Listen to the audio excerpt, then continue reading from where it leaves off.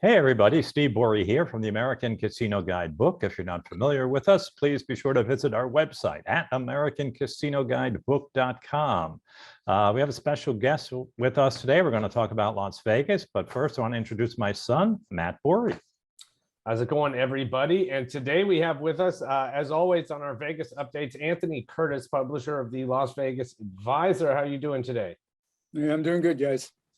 All right, so I guess let's kick it off with the same question we always start with. How's business in Vegas? I would say that it hasn't changed too much from the times we've talked, meaning that essentially there's fewer people coming to town. They're spending more money. I mean, this is beginning to sound sort of like a broken record. This has been like this for the past close to going on a year now. Now, some of the numbers we're starting to see, it looks like this may be pulling back a little bit. I mean, the casinos, they just went crazy for the first 8-9 months after, they reopened because everybody came flooding back. But it looks like things are starting to simmer down a little bit. And we'll see what kind of effect that has on them, because the casinos were, they were happy as could be. They had fewer customers to deal with who were spending more money, and they loved it. But again, I just don't think that's sustainable. It's starting to move back. So I guess my follow-up question, which I guess is, are they still tighter with the promos? I guess it sounds like they're not going to be if they're starting to slow down. Well, that remains to be seen. Right now, I would say they're as tight as they've ever been.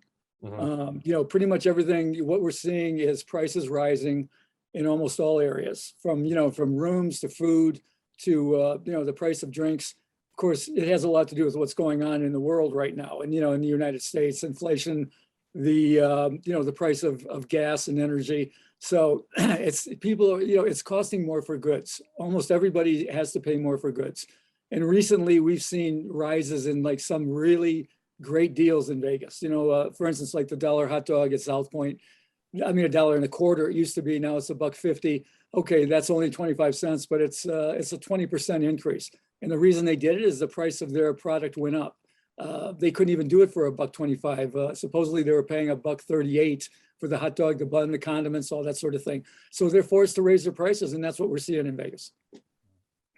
Now, one of the ways that people can get more value when they're going to Las Vegas is through your newsletter. You're the publisher of the Las Vegas Advisor newsletter. And as part of that, they can get coupons. Now, we used to have coupons in our book. We give them away on our site, but maybe you can just put in a quick plug for what kind of coupons you got and how people can take advantage of that. Well, we've always been known for our member rewards book. And, you guys had your good coupons in your book and we had ours. There was some crossover sometimes, but, we always had things that you didn't have and vice versa.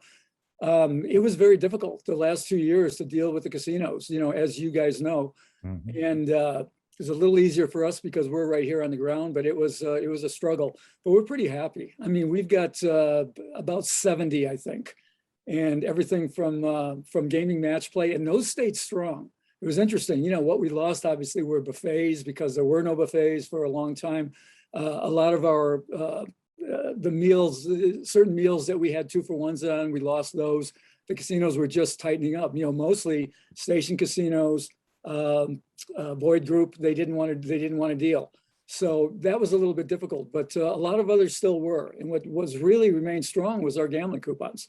And anybody who plays our match plays and our 2-for-1s and things like that, our bonuses, there's still a lot of value there. I mean, a lot. I mean, hundreds of dollars worth of value if you want to play those things. Mm-hmm. Okay, to find those, they just go to your website, right? LasVegasAdvisor.com. Well, they go to ours or they go to you guys. I mean, you guys are working with us and doing some sales for us. So, we're happy to see your customers go through you, or they can go to LasVegasAdvisor.com and, order up there. It's $37 for a year's membership. And also on our website, we have some coupons and none for gambling, but I think we have 10 for Las Vegas. There's one for Reno, one for Lake Tahoe. You can download them for free and print them out on your computer, bring it into the casino and get the discounts. There's food discounts, show discounts, whatever. And also we have an app, American Casino Guide app. If you go to the App Store, the Android, the Google Play Store, look for American Casino Guide. You can download the coupons directly onto your phone and just go into the casino and show them there. Those are two, Steve, those are two really strong words, free coupons. Yes. Free coupons. That's good, man. Now, I got to ask, because down here, there's pretty much nobody, but I know Florida is like the Wild West. Are there still people wearing masks in the casinos in Vegas? No, not many. I mean, when you're talking about the customers, it's no longer mandated. Last time we talked, you did have to still wear masks. Now, it is no longer mandated that customers wear masks, and it's up to the individual casinos and businesses if they want to make customers do it, but almost none of them do. None of the casinos in Vegas, not a single one, tells you that you have to wear a mask. Now, it's not quite the same for the employees. The employees, in some places, they're made to wear them. In some places, it's up to them whether they do or not. So you see some of the dealers still wearing masks. You see some cocktail waitresses wearing masks, and therefore, and still some customers, certainly lots of customers walk around with them, but the majority by a mile is no masks in Vegas right now. Now, there was, I think I was reading this week that the Palms is reopening. They were bought out by the San Manuel Indian tribe from California. And when are they opening? The 24th, is it? 27th. 27th. Okay. April 27th, they're going to open. And everybody's been waiting like crazy. You know, I mean, the Palms was always a favorite of locals for sure. And if the locals like a place, it usually means it's got some good deals. And the Palms was like an upscale local place is what it became, you know, as the years went on. They had great video poker. Excellent video poker, really, you know, good food, you know, very good schedules on their games, you know, good rules usually on their table games. So we think it's going to remain good because they're being taken over by, you know, a Native American tribe out of California, and they tend to be, you know, a little more liberal when it comes to gambling. That's the way they usually run their businesses. The other thing that people are excited about is a lot of the Palms' restaurants are coming back. So the barbecue joint is coming back, Scotch 80 Prime is coming back, the noodle place is coming back, and most important, they've said they're going to open with their buffet again. So that'll be, there's only 12 buffets in Vegas right now. That'll be the 13th buffet. And I saw they're bringing back Ghost Bar too, up on the roof. Yeah, no, that's an interesting one because, you know, you would expect, all right, San Manuel, you know, they're a big operation out of California, but are they going to really try to cater to the party crowd? Well, I don't think they're going to cater to them, but they're going to have something for them, and that's going to be in Ghost Bar. Ghost Bar, you know, Ghost Bar might be more approachable than it ever was because when Station had it, they tried to make it so hoity-toity, you know, it was tough to get up there, and there were cover charges and things like that. Now I think it's gonna be wide open, and Ghost Bar is a great place to get a view of the city and get a drink. All right, now going back to another question from last time, has Virgin picked up at all? Not from what I've seen, Matt, and I know you're pretty familiar with Virgin when you come to town. I know you like to hang out there. I would say that it hasn't changed much probably from the last time you were here. I have a hard time figuring those guys out. I mean, I really assumed that with low crowd counts, they might attribute that to them not having done much to really court the local crowd, which they need to do. It's the former Hard Rock. Yeah. You know, they want visitors. They're an upscale place. They want tourists, but they've also got to rely on locals to go there because they're off the strip. And the locals aren't going to do it without, you know, better food deals and better video poker schedules. And so far they haven't changed it. And in the brief times I go in there, limited times I visit, I haven't seen much of a difference. And what about Resorts World? I know you had said the first time you went there, they were having a lot of technical issues and they were trying to pride themselves on being very technologically advanced. Have they ironed all that stuff out? I think they've ironed quite a bit of it out. You know, they're another one that I expected that they might loosen up a little bit with their schedules and all, but they're staying pretty close to a strip model. You know, their video poker is not great. You know, their gambling product really isn't great. I like the casino. The casino's cool. It's clean. There's a lot of things to do. I just went and ate at one of their big restaurants, Carver Steak.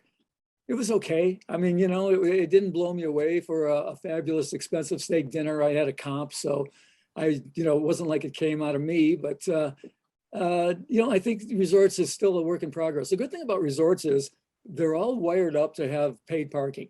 I mean, they've got all of the things there, you know, all the gizmos and things, the gates and so forth to charge for parking, but they still haven't pulled the trigger on that. So you can still park for free at Resorts, which is a good thing. And the other thing I like about Resorts that you just don't see anymore anywhere, they have water fountains all over the casino. And I know that sounds like a dumb thing, like who cares? But think about it. If you don't want to pay for a $10 beer or even an $8 Coke, you can drink out of a water fountain. And I think that's kind of cool that somebody finally did that. Especially in the summer in Vegas when it's Exactly. 120 degrees. I can't believe they're doing it because I mean, prices are pretty high there. The strip casinos tend to rip and tear pretty good. And they're making it easy for people not to buy drinks at the bar. So, you know, you take your water bottles, fill them up. And let me add one more that's not on the notes here that I forgot about before we go to the next question is what about Circa? How's Circa going? Circa continues to roll along. I mean, you know, Circa, when you look at Circa downtown, everybody says, all right, Circa is not a downtown casino. And it really isn't in terms of the way they have positioned themselves, the way they've priced themselves and so forth. But they're so good and people are so interested to go and check out that sports book and check out Stadium Swim outside, especially with summer coming, that their crowds continue to be really good, even though it's more expensive there than other places downtown. It's very close to strip prices, though not as bad. It's a little better. Circa's doing well. I would say Circa's doing well and will probably continue to do so. Now, you had mentioned the parking, free parking at Resorts World. Have any other casinos changed their parking policy? Because initially they had all suspended parking fees, and then they started bringing them back again. Yeah, the parking fees have mostly come back, and especially for visitors. There's been some tweaking of it for locals. You know, places like Caesars and MGM. One of them, I think it was Caesars in the beginning, gave locals 4 hours free. MGM was 1 hour only. MGM has tweaked that back. Now it's 4 hours for locals at MGM, but there's no breaks for tourists. You know, tourists still have to pay. They get 1 hour free and then they're paying, you know, anywhere from, I don't know, depending on the place, probably $5 to $8 for the first couple of hours. And then it goes up from there. You know, we just mentioned Circa. Circa's, I hate to say it because I do like Circa in general, but for parking, it's the worst. There's just, you know, you have to pay right off the bat. They don't even give give locals a free hour. So it's tough for parking at Circa. You kind of got to park somewhere else, maybe Fort Queens and walk across, or, you know, even Golden Gate is not a bad place to park, where if you have the one card, you get 3 hours free at Golden Gate and then you just walk across the street. Now, you said by Caesars and MGM, you meant just those properties or all the properties that those companies own? All the properties that are them. So, you know, Okay. You're talking about just about everything on the strip. Yeah. You know, you're talking about Harrah's and Paris and Bally's and, you know. Planet Hollywood used to be free. Are they charging there now? They're charging there now. Wow. And they used to be free because you park in the back and then you have to walk through the mall. So the mall, you know, the Desert Passage Mall, or sorry, that's the old name. It's the Miracle Mile shops now. They didn't want that paid parking, but that they gave up the ghost on that one. So you do have to pay for parking there now as well.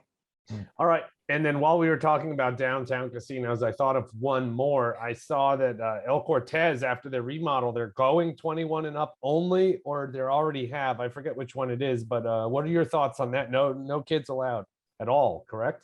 Well, yeah, no kids allowed. That started April 1st. And it was no April Fool's joke. It was the real deal. And they are the third casino in Vegas to implement that policy, meaning 21 and up only in the casino, but theirs also extends to the hotel. The other two are the Cromwell on the Strip and Circa, also 21 and up. So El Cortez is an old style gambling hall. That's the way they want to be positioned. There really wasn't a lot for kids to do there. It was way on the end of Fremont Street. Mm-hmm. So I think it was kind of a good move for them. I don't think it's going to hurt them one single bit. I hardly ever saw kids at El Cortez, so it's a pretty easy move for them. But an interesting one, going against the tide for sure. Now, going back to any more changes, casino ownership changes, I understand that Tropicana got bought out. Yeah, well, Tropicana was, they've been acquired by Bally's Corporation. And everybody gets confused about this. They go, Bally's, okay, you mean Bally's from the Strip Bally's? Well, no, that Bally's is owned by Caesars. So I mean, there's all these different names flying around, but Bally's is sort of more of a regional thing that comes out of the East. And they wanted a presence on the Strip, and they bought the Tropicana, and they're in the process of kind of changing things around there. Now, the Bally's here in Las Vegas is going to change its name to Horseshoe. They're going to go to the Horseshoe brand, which is going to free up the Bally's name, and Bally's is going to change probably. It's not official, but they'll probably change the name of the Tropicana to Bally's. So if you can follow all of that, we have Bally's on the Strip that's going to change to the Horseshoe. The Horseshoe is no longer the Horseshoe because it's Binion's downtown, and Tropicana is now going to become Bally's, and Tropicana is going to go nowhere, I guess. So could you follow? I mean, that's it. Yeah, so the Bally's into the Horseshoe is my next question. I guess, is there anything solid on the radar, like, or is it just that's coming eventually? It's coming pretty soon. It's going to come this summer because they want to have it done in time for the World Series of Poker. And the World Series is moving from the Rio for the first time in, a long time, more than a decade, I think closer to 15 years, to the Strip for the first time, because it was always run at Binion's Horseshoe for decades. And then it was run for a decade and a half or so at the Rio, or maybe close to 2 decades at the Rio. And now for the first time, it's going to be on the Strip, and it's going to be at Bally's in Paris, but by then Bally's will be called the Horseshoe. And I really don't think, they're talking about the Horseshoe on the Strip, going back to, value of the Horseshoe and all. And I think that's baloney. I will be absolutely shocked if we see anything special from a Caesar's property on the Strip. I don't care what they call it. They could call it Dollar General, and it ain't gonna. They're not gonna give you any deals, I don't think. So now, I'll be interested to see, because every single other Horseshoe in the country offers 100 times odds on their craps. I'll be very interested to see if somebody brings back 100 times odds onto the Strip. Well, it would be a great move for them because, the odds bet in craps is simply an even bet. It's not like they're giving anything up, and it creates great swings. It's what you call a fair bet, meaning there's no edge for the casino, no edge for the house. No, there's an edge on the original bet. That's where they make their money. And then the odds are free, as they used to call them, free odds. And so what you face there, though, are possibly wild swings. So if a gambler comes and starts taking 100 times odds and gets lucky, then they've got to fade that. But they've got the bank. Well, I got news for you. I think Caesars can afford the swings. Yeah, they can afford the swings. That would be a really great move, and it would be perceived as, the evil empire that is Caesars Entertainment, giving something back. It would be a smart move by them. Now, speaking of Caesars, there's a rumor that they're going to be selling one of the Strip properties.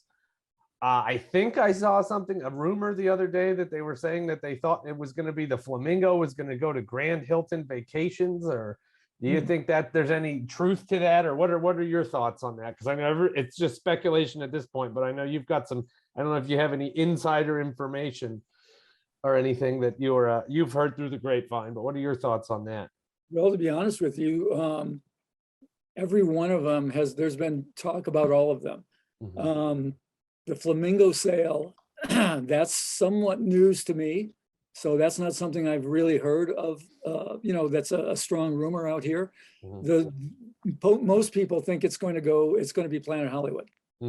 And that's, that would almost seem like the logical one for a number of reasons. But I think the leader right now, is probably Planet Hollywood, but that Flamingo idea sounds reasonable. It's not going to be Bally's now, because Bally's is going to be Horseshoe, and it's not going to be Paris because Paris is tied up to the new Horseshoe. Yeah, so I would those two are connected together. And then I think the article I said, it was pretty much the only 3 that it could possibly be were the Flamingo, the Cromwell, or Planet Hollywood. Yeah. And the article I read said they were thinking Flamingo because it needs the most work, and you don't want to sell something you just dumped a bunch of money into. So that was their thought. Makes sense. The Cromwell is probably too small. I mean, it's for people who don't know, that's the old Barbary Coast, and I mean, it's just a little casino really for being on the Strip. So most people think Planet Hollywood, but the Flamingo sounds like a logical choice as well. It could be both. I mean, who knows? If they're looking for cash flow and all, it could be both. Now let's talk about off the Strip station casinos. They still have some properties that haven't opened, and they announced a groundbreaking for a new property. Yeah, they're going to. Well, here's the deal on station. When everything reopened, they didn't open the Palms. They didn't open Texas Station. They didn't open either one of the Fiestas. And the reason they didn't open the Palms was because they knew they had a sale brewing. And that's what we talked about at the top of the video here, to San Manuel. They still have not opened the North Las Vegas properties, which is Texas Station and Fiesta Rancho. And then there's the Fiesta Henderson down the other way. Those 3 remain closed. Yet they're starting work on a brand new Durango station, which is way up on the west side of town, in a better area probably. You could call this sour grapes if you want. I used to be a real fan of station, but when you talk about places that have tightened up, you talk about places that are, really sticking it to the customer. Station is right there at the front of the line. So I'm not really excited about it. They haven't brought back any of their buffets because they don't think they make enough money for them. They're replacing them all with food courts, and that's what Durango Station is going to be right now. No plans for a buffet, but a food court. So another station casino is not an exciting thing for me, but for people who live out in that area, it's it's always nice to have a casino on your doorstep. Yeah, that's kind of I was reading about them today, and it seems they didn't use the word food court. It seems they're doing the thing like, because down here in like Miami, that seems to be the thing to do, where they make some hoity-toity. It's more or less a food court, but they make it's like hoity-toity, and they got some. I think they call it a dining hall. I forget what the exact word was, but it seemed like they were going for that same idea as down here. Right, but if it walks like a food court and it quacks like a food court, it's a food court. Yeah. Right. Yeah. They want to call it. Yeah. They want to call it. It's a food court. There'll be a pizza joint. There'll be a burger joint. There'll be there'll be something kind of walk. That's what they do. That seemed to always be my what I've said from the beginning, though, is I think a lot of these places wanted to get rid of their buffets, but they didn't want to be the bad guy that got rid of the buffets. They didn't want the bad PR. So I think they're just sort of using COVID as they had painted themselves into a corner, and now I think they're using COVID as an excuse to sort of reset and go with what they wanted to do. Yeah. And I think avoid the bad PR. I think they're going to regret it. I mean, I really do think they're going to regret it because, we hear from a lot of our customers who are very disappointed and essentially say the only reason I went to station casinos or certain Boyd's, even though Boyd brought back Main Street Station, but they didn't bring back their others. And they said the reason I went to those places was so I could get a buffet. And when I got the buffet, I gambled. And they're going to say, now I'm going to go to other places. So I think they're going to regret it. I had a buddy of mine who's now working outside of Vegas, but he was in food and beverage in a couple of the big Vegas joints. He shall remain unnamed, but we had a long discussion about it. He came to town and we had a long discussion about whether or not they lose money on their buffets. And he's like, no matter what they say over and over again, they do not lose money on their buffets, but they don't make what they want to make. So, it's just another example of a group saying, okay, we're going to make more money at whatever cost. And that's what's going on there. And speaking of buffets, what buffets are back, and are there still? Well, I guess let's go over. It'd be better to go over the ones that are back. Let's avoid the ones that are closed. What buffets are open? Well, there's 12 of them now, and shoot, I don't think I can reel them all off. But I mean, there's South Point was the first one. Main Street Station is the only one at Boyd. You got Excalibur. You got MGM Grand. You got Luxor. What's the one at Caesars? Baca. Caesars, the Bacchanal. Bacchanal. You got the Wicked Spoon at Cosmopolitan. You got Bellagio, Wynn. So a lot of the high-end buffets where they're charging really high prices, a lot of those are back. The value buffets, Circus is back. The value buffets, the best without question is South Point. I mean, nothing really compares with South Point in terms of price for quality. In our top 10 in the Las Vegas Advisor, we got South Point breakfast buffet is the number 2 value in all of Vegas. It's like $10.99 if you've got a club card, and it comes with unlimited Bloody Marys, and it's a full breakfast brunch. It's terrific. Wow. I was actually online. Well, I counted them off. That was 10 to 12. So we got most of them. But online, I saw somebody was saying that a very good value is to go to the Caesars buffet at brunch on Sunday. And if you show up at 3, then you can get the overlap to dinner, which used to be a good way to save money. But I thought they had ended that years ago, where they were closing in the middle. But apparently they're not doing that anymore. They're staying open straight through brunch from brunch to dinner. Yeah, if I said I knew, I'd be lying. I don't know. These buffets, they change hours, they change protocols, they change days daily. I mean, everything gets changed over and over and over again. If they are doing that, we used to call that the crossover play. Exactly, so you go to breakfast and cross over to lunch, or you go to lunch and cross over to dinner.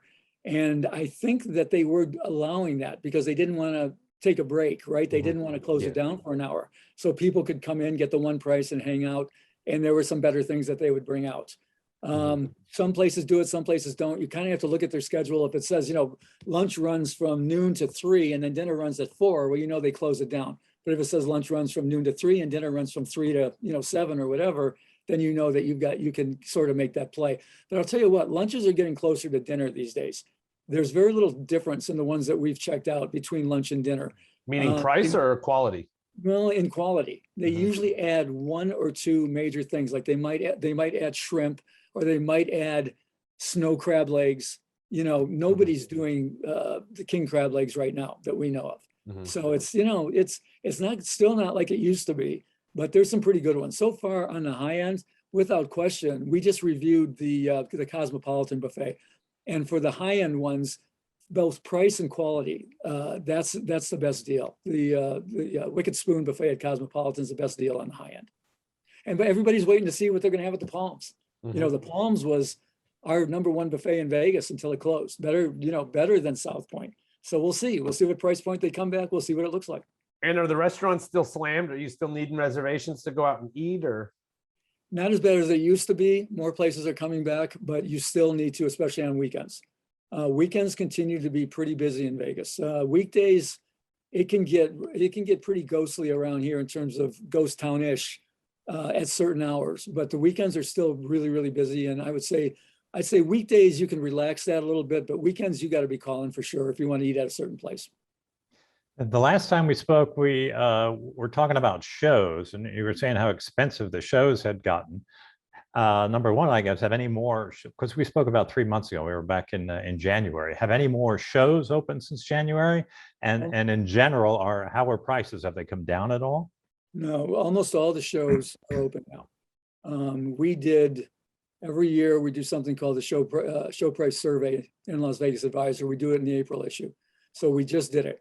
And I think there were 90 or 91 shows. So that's, you know, at its zenith, we were counting 102, 103 shows.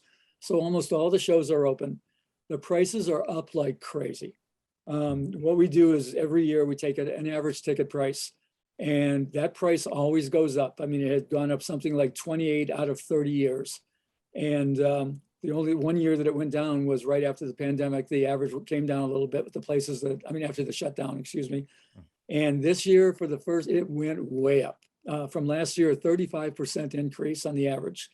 For the first time ever, the average show price in Las Vegas is over $100. So that's the average. $104.26 is the average price right now of a show. Now, that's the bad news. The good news is you're really hard pressed if you look around not to find discounts, because that's what they're doing. They're pricing them really high so they can discount in various areas. Like off of our website, we have lots of discounts posted at LasVegasAdvisor.com. You've got the half price ticket booths. You've got things like Gold Star. You know, you've got Groupons. You got lots of different ways to get discounts. So anybody who wants to go to a show, you might get some sticker shock when you see the regular price, but you got to look around, and you're gonna get that for a lot less. We literally found shows that were selling for $80 and $90. We were finding $19 and $25 tickets for these shows just by looking. Yeah. So you got to be a consumer. Speaking of shows, there's a new show that from someone I'm not a fan of, Chris Angel. And I saw this story the other day that was just absolutely bonkers. I had to share it with you. It was from Vegas411.com. I guess they have a critic there who reviews the shows. And he is not a fan of Chris Angel and is known for slamming the hell out of that guy because generally speaking, he has not had good shows. We can all agree on that from pretty much group consensus from all reviewers is that Chris Angel's shows are not that good. Right. Apparently this guy, Sam Novak, was trying to get in to review the new show because he's got a new show that just opened at Planet Hollywood, I think it is. Yeah. And they wouldn't let this guy in because they knew he was going to slam the show because he's slammed everything else Chris Angel did. And apparently the show has not been doing well. So they had offers where you could just get tickets for free. And this dude went on and he got 4 free tickets. So he brought 3 of his friends and he told his friends, I read this whole article, and he told his friends ahead of time. He's like, listen, if they recognize me, I'm going to get thrown out. He's like, so just get ready to film this. And of course, halfway through the show, that's what happened. They showed up with armed security guards and told the guy, listen, the production company has told us you need to leave. And they threw him out of the show and they wouldn't let him review it because they knew he was going to. Had you heard about this yet or no? I hadn't heard about it, but I mean, it's not something that we haven't heard about before, right? Card counters being shown the door and, that sort of thing. It's one of the first times I have heard of reviewers not being allowed or being persona non grata.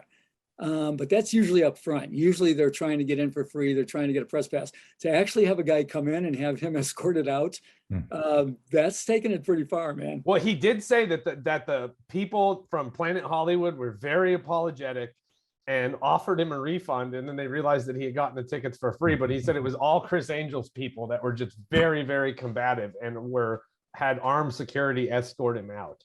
That's a pretty interesting story. I'll look into it.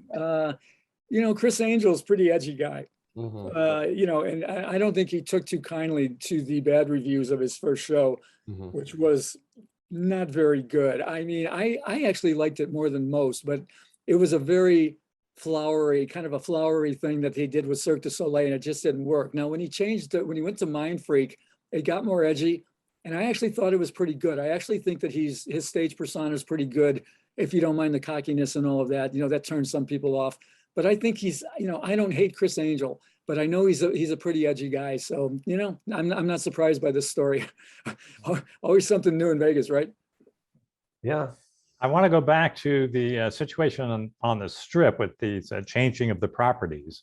And when we last spoke back in January, the Seminole tribe of Florida, which owns the casinos near us, had bought the Mirage. Now, do you know how that's coming along, that deal? Yeah, from everything I understand, you know, everything's on track. It resulted in the end of the volcano. You know, everybody was like, will the volcano survive? And the volcano did not survive. The word is that, you know, they want to put that big giant guitar-shaped hotel tower up in front. And that's where they want to build it, partially on the land where the volcano is. So the volcano will be gone if it's not gone already. I don't know the exact closing day of the volcano. I got to look into that. I think it's still going for another month or so, but they're going to tear it down.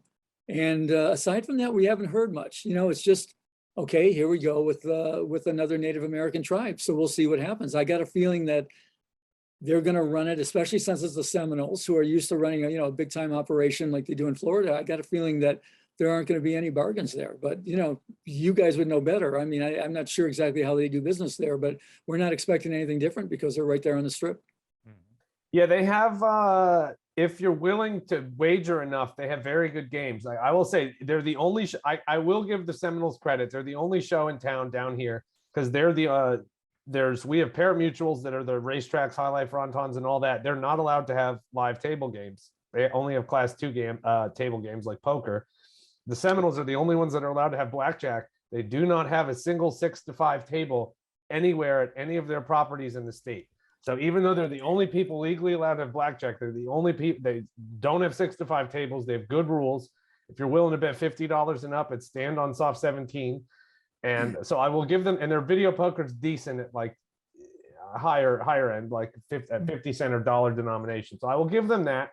So hopefully they bring that over to Vegas. We'll see. Well, they'd be smart if they rent a regular 3-2 game.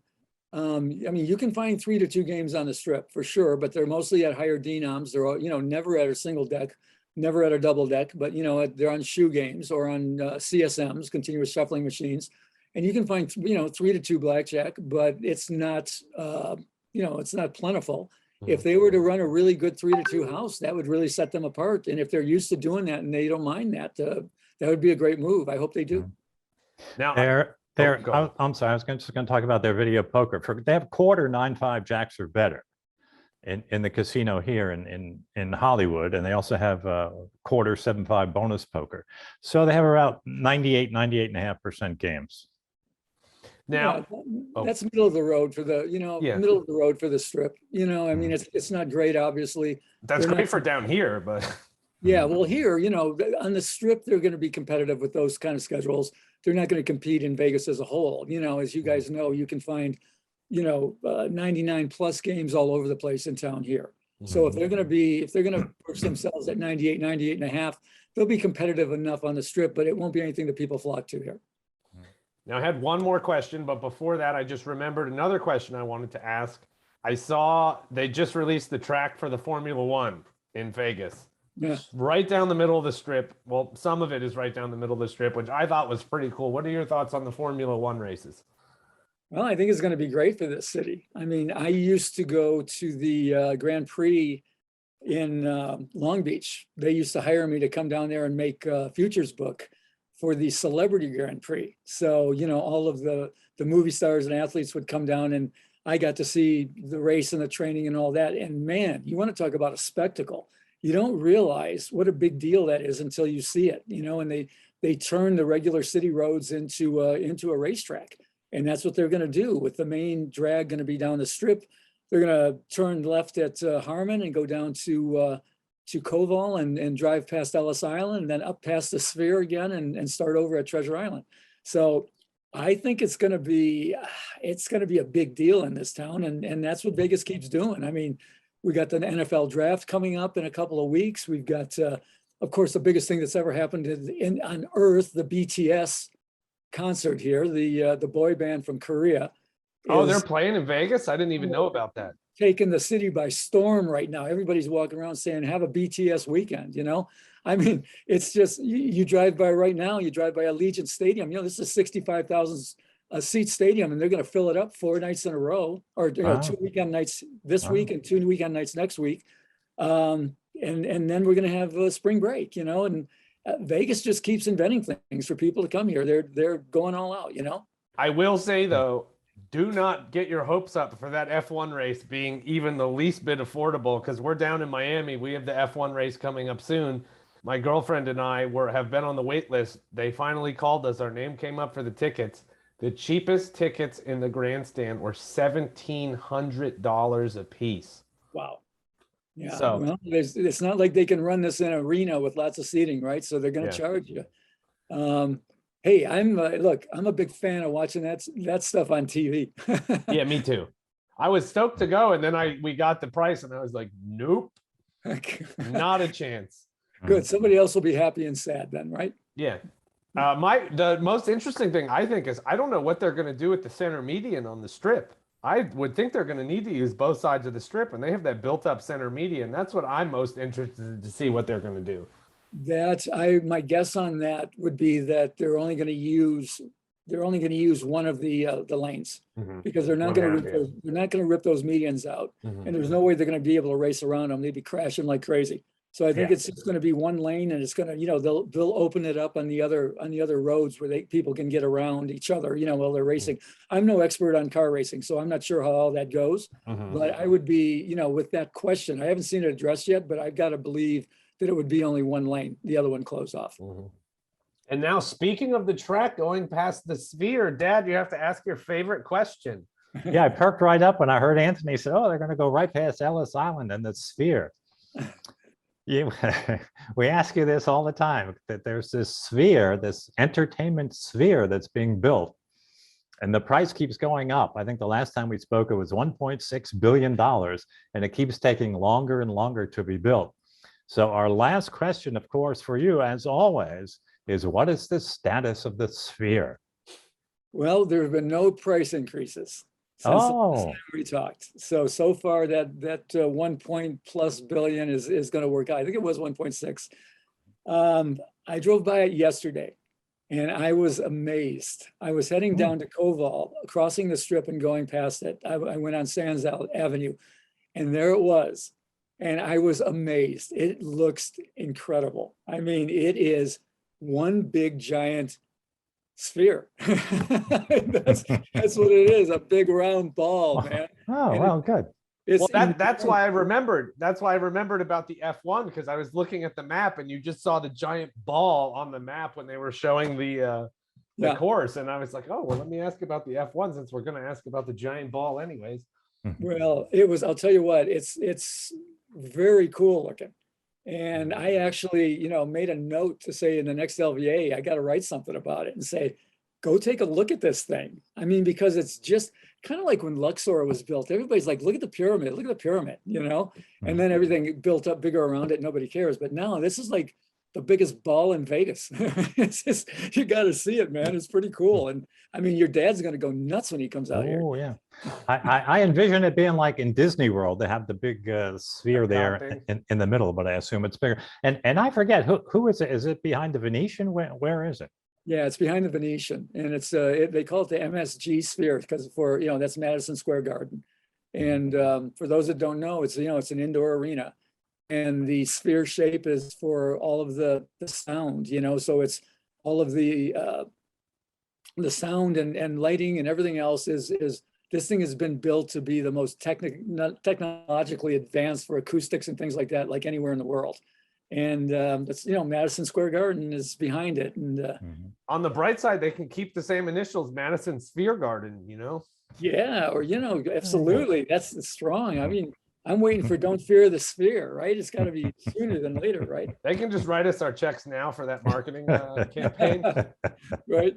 Don't hold your breath. All right. Well, Anthony, as always, it's always a pleasure talking to you and getting an update on Las Vegas. And one more time, if people want more about you or your everything you do, where can they find out about that?